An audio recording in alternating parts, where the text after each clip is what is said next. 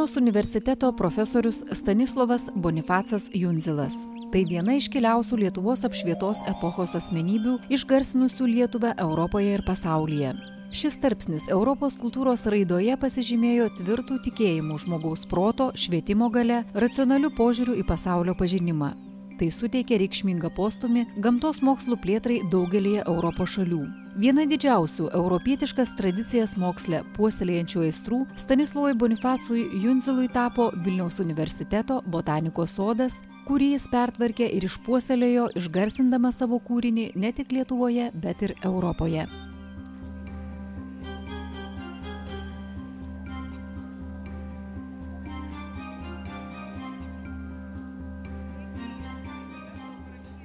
Man įdomus tuo, kad savo tokiu, labai dideliu pasišventimu tam reikalui, kurį jisai darė. Vis tik jam tas botanikos sodas ir ta botanika, buvo jo gyvenimo tikslas ir galbūt pasitenkinimas ir prasmė. Tai už tai, kad jisai atidavė visas savo jėgas tam reikalui, kuriam jisai mano, kad yra tinkamas ir jam įdomus, tai galbūt dėl to jisai vertas pagarbos. Ir aišku, jo konkretus be galo didžiuliai darbai, taip kaip jisai išpuoselėjo botanikos sodą, tai iš tikrųjų verti be galo didelės pagarbos.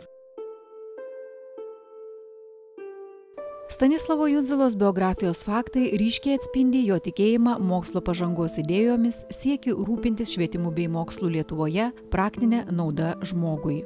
Jo asmenybė išskirtina – pijorų vienuolis, kunigas, Vilniaus universiteto profesorius. 19 metų jisai tapo šventintas į vienuolius, tapo vienuoliu.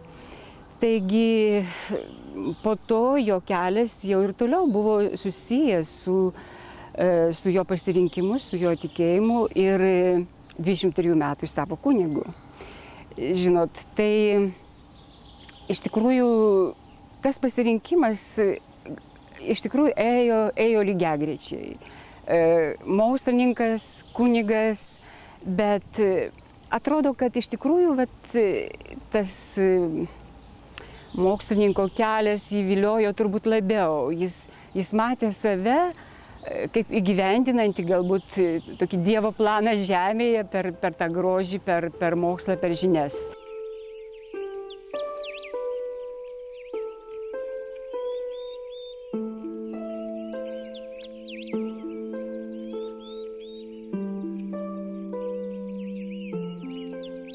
Jo likimas taip pat, sakyčiau, labai įdomus ir toksai sudėtingas ir dvilypis, kuris visą laiką turėjo rinktis tarp to, kad jisai buvo pijoras, kad jisai buvo kunigas ir tarp to, kad jisai buvo gamtininkas. Atrodo, lyg tai kai kada ir nelabai tokie suderinami dalykai, nes vis tik ta kunigystė šiek tiek ribojo, galbūt ir įtakojo jo pasaulėžiūrą, jo galimybės galbūt laisviau reikšti mintis.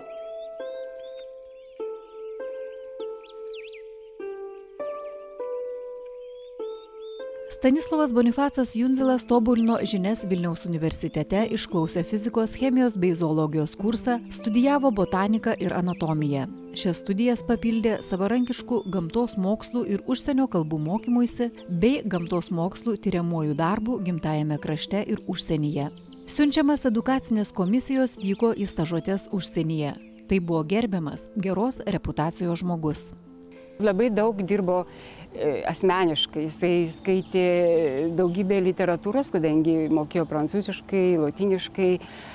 Ir suprantat, jau būdamas 30 metų, tai 91 metais jisai išleido leidinį, kuriame aprašė Lietuvos didžiosios kunigaikštystės augalus. Ir šį leidinį jis nusiuntė karaliui Stanislovui Poniatovskiui ir buvo apdovanotas aukso medaliu už šį leidinį. Taigi, kaip vėliau savo prisiminimuose rašo, ne tik užsieniečiai čia gali dirbti, siekia įrodyti, kad gali ir vietiniai žmonės čia nemažiau sėkmingai darbuotis ir mokyti kitus ir rengti vietoje studentus.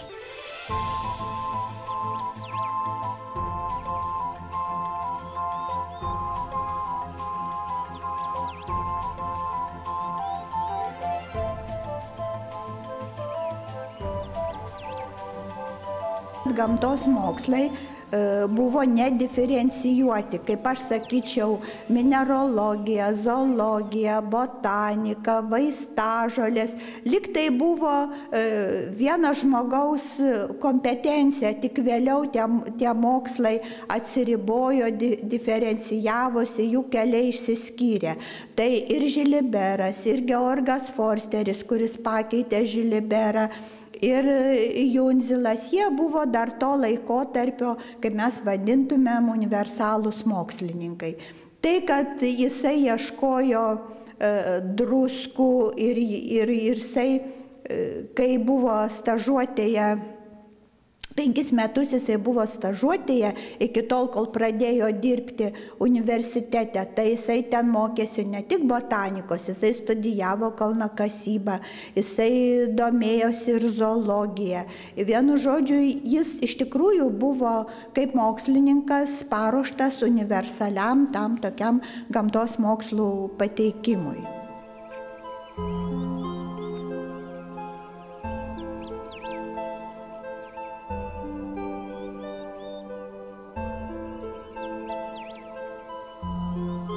Vienas didžiausių Stanislovo Bonifaco Jundzilo nuopelnų reorganizavo ir išplėtė Vilniaus universiteto botanikos sodą.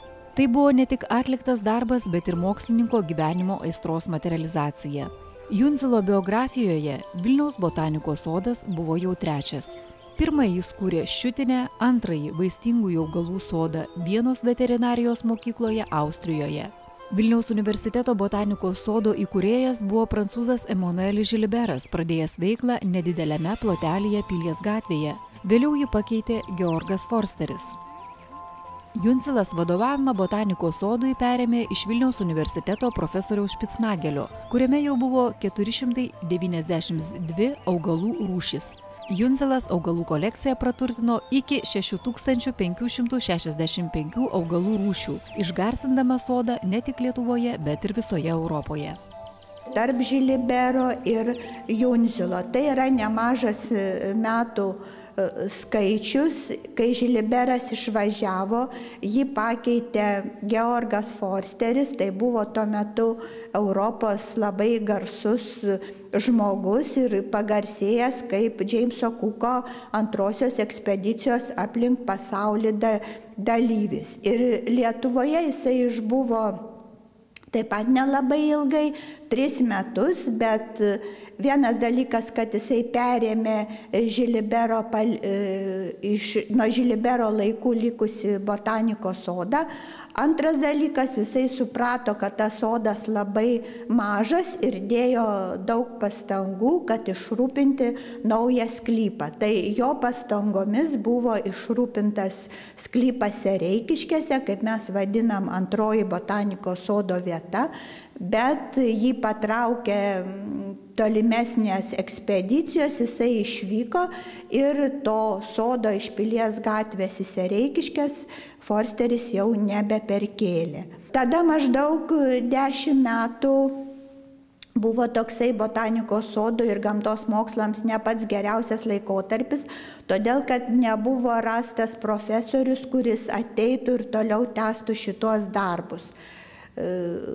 Prieš pat Jundzilo atėjimą buvo pakviestas Ferdinandas Špicnagelis, kuris jau bandė perkelti botanikos sodą iš Pilies gatvės į Sereikiškes, bet kadangi jisai buvo medikas, tai jam reikėjo irgi suderinti tarnystę medicinai ir botanikai. Ir tik tai jau sugrįžus iš užsienio iškviestam iš stažuotės užsienyje Jundzilui, jisai ėmėsi labai jau konkrečių darbų. Pirmieji Jundzilo darbai perėmus vadovavimą sodui buvo susijęs su sklypo ištyrimu, perplanavimu ir tvarkymu atitinkančių Karlo Linėjaus sistemą. Buvo tvarkomi tvenkiniai, planuojamos alėjos, sodinami medžiai, rūpinamasi šiltnamių statyba. Visuomenė labai kažkaip sekė ir laukė. Kai buvo įsigytas šitas sklypas, tai Jundzilas pradėjo tuos pirmuosius darbus, tapo viceprofesorium, jis išvyko stažuotis, daug mokėsi, kaip Austrijoje tie sodai organizuoti, Čekijoje, Lenkijoje, Vokietijoje. Ir tikrai buvo įgijęs daugybę žinių ir faktiškai 99 metais jis jau galėjo pasiūlyti schemą, kaip tas sodas turi veikti. Jis buvo Linėjaus sistemos pasiekėjas ir botanikos sodo direktorius turi gyventi šalia to sodo. Pats savo rankomis viską, galima sakyti, įrengė, kaip jis sakė, čia išmėžė tą visą mėšlą, čia tos griovius užlygino, kažkokius bandymus, kurie čia buvo daromi, kažkokios duobės iškastos, tai jisai iš tikrųjų perdarė viską taip, kaip jisai matė vakarų Europoje. Vilniaus universiteto botanikos sodas Jundzilo dėka suklestėjo, papildyti augalų rinkiniai retais užsieniniais ir vietiniais miškų bei pievų augalais. Nepaisydama sunkių priežiūros sąlygų, mokslininkas sode siekia pristatyti plačią geografinę augalų įvairovę, kad sodas atitiktų europinius standartus. 1806–1807 metais pastatytos didžiosios oranžerijos. Jundzilas pagausino botanikos sodo augalų skaičių, keisdamasis augalais su 15 garsiausių užsienio šalių botanikos sodais, tarp jų Paryžiaus, Halės, Dresdeno, Vienos, Dorpato, Krokuvos, ir tokiu būdu populiarino sodą Europoje.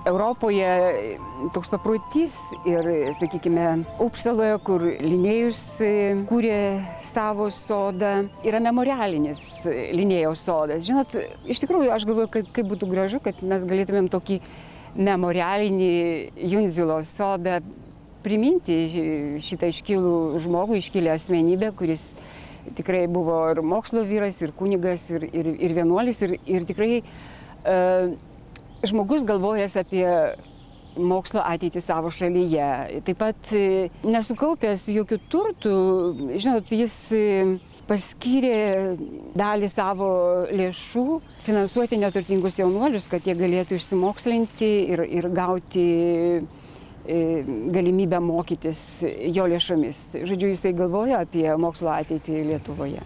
Vadovaujamas Jundzilo botanikos sodas atlaikė ir Napoleono invazijos laikotarpio išbandymus, kai dalis sodo buvo paversta ganyklomis. Vėliau teko išgyventi botanikos sodo naikinimo etapą po 1831 metų sukilimo. Caro valdžiai vykdant represijas, Vilniaus universitetas buvo uždarytas. Kijeve atsidūrė Vilniaus universiteto profesoriaus Jundzilo ir Žilibero herbariumo kolekcijos, kurios tuo metu jau buvo pripažintos pasaulyje. –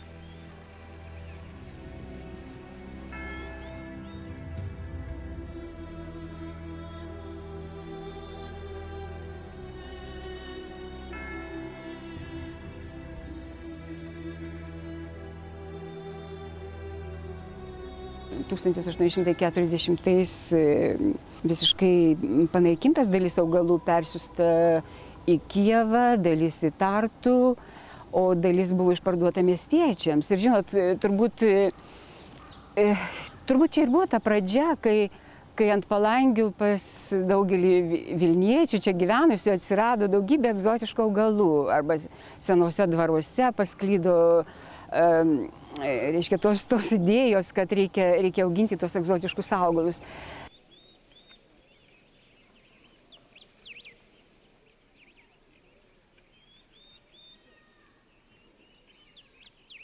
Reiškia, čia viskas tvarkoja.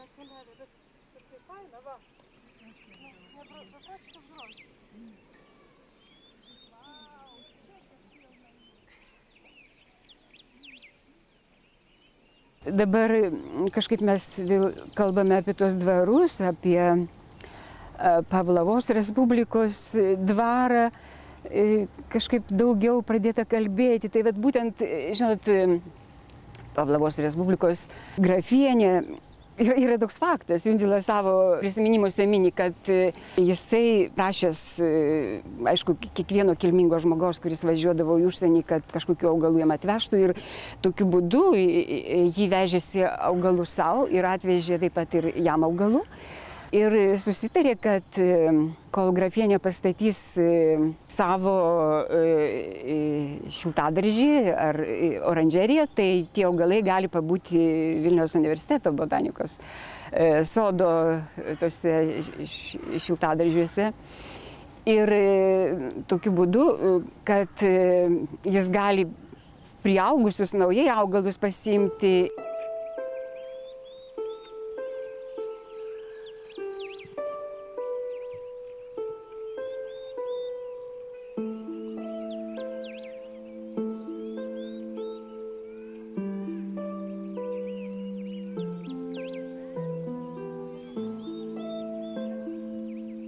Galima sakyti, kad jis turėjo tikrai tą verslumo gyslelę, jis apgalvodavo, kaip galima padauginti tų augalų ir galėdamas bendrauti su aukštuomenės žmonėmis. Šalia dabartinio Sereikiškio parko esančiame pastatų komplekse buvo įsikūrusi Vilniaus universiteto gamtos mokslų katedra. Vadinamuose Kirdėjų rūmuose buvo įrengti mokomieji kabinetai bei salė studentų užsiėmimams. Čia gyveno pats profesorius.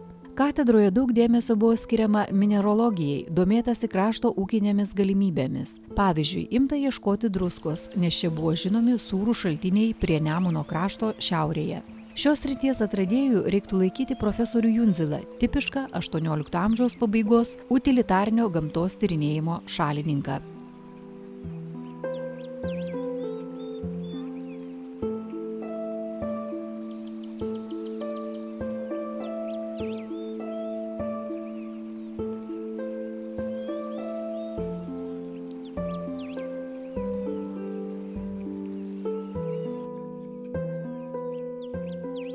1810 metais Stanislovas Bonifacas Jundzilas išleido Vilniaus universiteto botanikos sodo augalų lotynišką katalogą, parašė ir pirmuosius botanikos vadovėlius, taikomoji botanika, botanikos pradmenis, aprėpiančius augalų morfologiją ir fiziologiją, pirmasis aprašė Lietuvos didžiosios kunigaikštystės augalus. Padėjo augalijos tyrimo ir jos terminijos kūrimo pagrindus. Iš pradžių skaitė ir zoologiją, ir vienu žodžiu, kaip ir tuo metu buvo priimta, jie buvo universalūs, bet jau jo laikais, kaip sakant, atsirado ir kitų dėstytojų, atsirado ir zoologai, atsirado ir mineralogai, ir jau jo laikais jis pamažu, jeigu taip galima sakyti, liko botaniku. Nes tiesiog tie mokslai išsidiferencijavo, atsirado kitų specialistų. XIX amžiaus pirmoje ketvirčio pabaigoje Jundzilo darbai naujai mokslininkų ir studentų kartai atrodė jau šiek tiek senstelėje. Amžininkų prisiminimuose, pavyzdžiui, Jozepo Franko atsiliepimai apie Jundzilą yra gana skeptiški ir paaiškinti šios vertinimus turbūt nesudėtinga. Jisai buvo laikėsi Linėjaus sistemos ir jo botanikos sodas buvo sukurtas laikantis Linėjaus principų, kad augalai lysvėse, kad ten pagal klases, kad viskas, mes nueisim, pasižiūrėsim, ten pamatysim, kaip dabar bandyta atkurti ir pademonstruoti, kokia tai buvo sistema.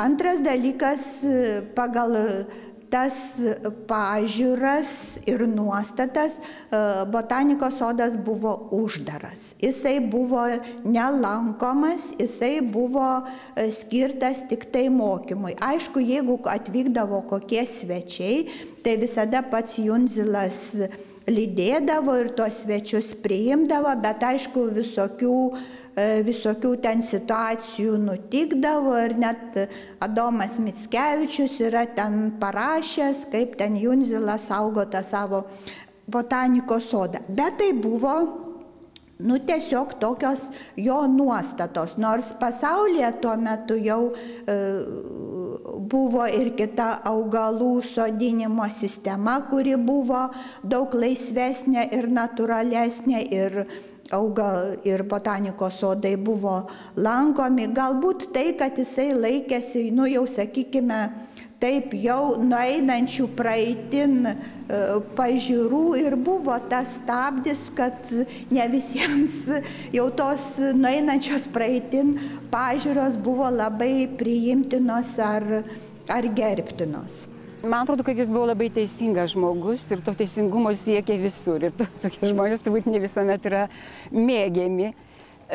Tačiau, nepaisant to, jis buvo mandagus, paslaugus ir dirbo savo darbą.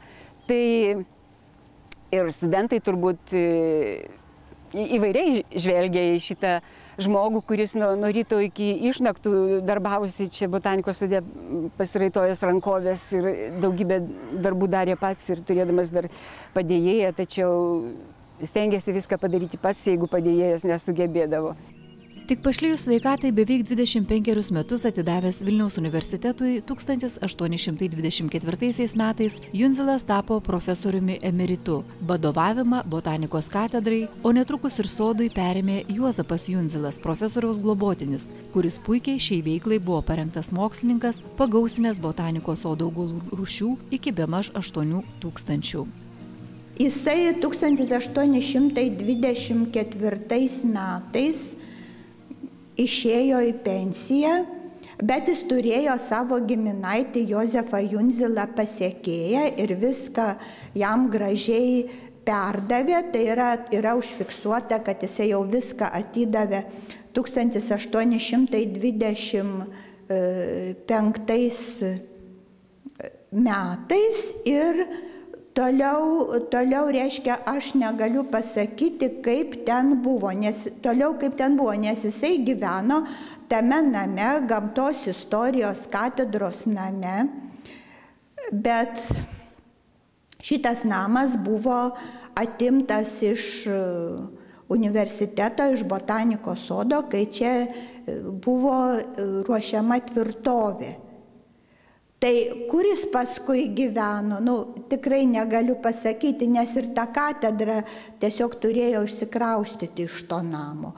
O šiaip jis yra palaidotas Bernardinų kapinėse, tas jo kapas lankomas, prižiūrimas. Įdomu tai, kad ant Stanislovo Bonifaco Jundzilo kapo Bernardinų kapinėse pasodintas erškėtis pavadintas jo vardu – Rosa Jundzili Beser. Jis palaikė daugybę ryšių su mokslininkais. Tai vienas mokslininkas, gyvenęs Austras, gyvenęs Ukrainoje, jis Jundzilo vardu pavadino rožę, erškėtrožę. Dabar ši erškėtrožė yra pasodinta ant Jundzilo kapo Bernardinų kapinėse. Tai čia dar atskira istorija, iš tikrųjų, todėl kad šią rožę gauti mums padėjo Šveicarijos lietuvių bendruomenė ir kai buvo švenčiamos 200-osios metinės Bernardinų kapinių, būtent tuomet ta rožė buvo atgabenta ir pasodinta ant Jundzilo kapo. Botanikos sodo įkvėpėjo profesoriaus Stanislovo Bonifaco Jundzilo triūsas ir indėlis Lietuvos plėtros srityje, o troškimas skatina vėl grįžti prie Jundzilo puoselėto botanikos sodo atgaivinimo, bent jau tos epochos ženklų atkūrimo ir mokslininko vardo įamžinimo naujai atgimstančiame sode Gedimino kalno papėdėje.